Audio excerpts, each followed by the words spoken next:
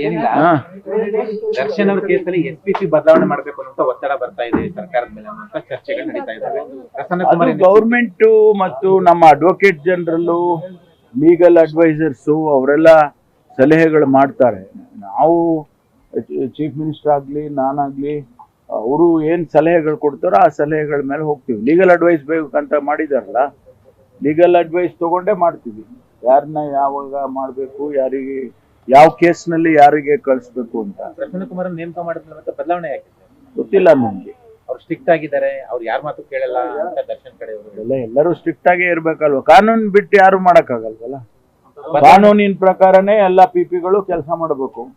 ಯಾರನ್ನೇ appoint ಮಾಡಿದ್ರು ಕೂಡ ಕಾನೂನು ಲಾ ಬುಕ್ ಒಂದೇ ಅಲ್ವಾ, ಲಾ ಪ್ರೊವಿಷನ್ಸ್ ಒಂದೇ ಇರುತ್ತೆ. ಅವರು ಅದನ್ನ ಬೇರೆ ತರ ಮಾಡಕ್ಕಾಗಲ್ಲ.